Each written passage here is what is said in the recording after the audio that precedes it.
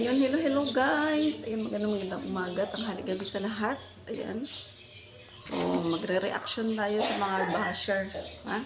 Mga basher ang re-reaction na natin. Hmm? Ayun guys. So, ayun, welcome sa mga video ni Elton Vlogs. Ayan, welcome sa channel ni Elton Vlogs, guys. Ayan, sa mga hindi pa po nakasubscribe, mag-subscribe na po kayo. Siyempre pa, shout out muna tayo, siyempre. Shout out sa aking pinaka-favorite. Ayan, na charity vlogger sa buong Pilipinas. Walang iba kundi siyempre si Kuya Bal Santos Matubang. Hello Kuya Bal. I love you.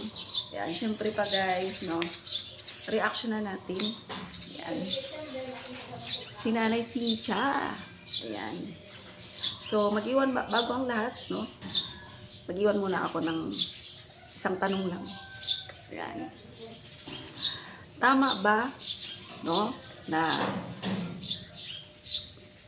pagbabawalan ng mga keyboys na i-vlog si Carla?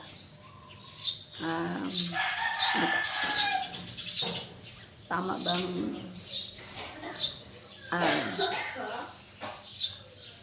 pagbawalan si Carla na sumama sa mga keyboys, sa mga kaibigan niya? Yan. So, question mark. Yan. Mag-comment kayo dyan, guys. Comment nyo muna kung taga-saan kayo. Tapos yung comment niyo. Yan. So, ayan. Simulan na natin. No? Reaction na natin. Sa mga blow up kasi. Marami talaga tayong nababasa dun, guys. Sa mga comment against sa sinasabi ni Nanay Cynthia. Yan. So, ito na. No? Para sa akin, tama lang na proteksyonan, no, ni Nanay Cynthia yung anak niya. Kahit naman ako, no, bilang isang nanay, karapatan ko na proteksyonan ko ang anak ko.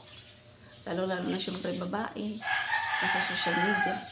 Kasi meron tayong nabasa doon na sabi na, di wag mo ipa-social media yung anak mo. Mga ganun, nagtaray. Oo, nagtaray siya, guys. Di wag mo wag mo na sa social media yung anak mo. Patigilin na sa sa kalingap ng Diba?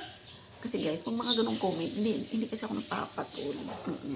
Lalo na sa blow up, no? Kasi syempre pag pinatulan mo sila, hahaba ng haba. Diba? Hindi ka mananalo. No? Sa mga taong ganyan, hindi ka mananalo.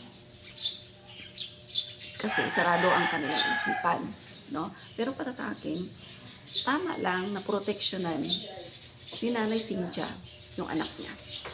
Diba? Kahit sinong nanay, yung hayop nga, pinoprotektahan ang mga anak niya. Tayo pa kayang mga tao? Grabe kayo? Ha?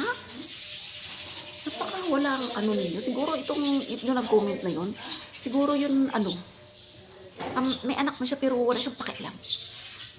Diba guys? Oh. Ganun ha? So mag-comment kayo dyan. Comment kayo dyan. Paki-like and share ng video na ito. Ha? Yan. So babay na muna. Ha? Kayo mga basyo kayo.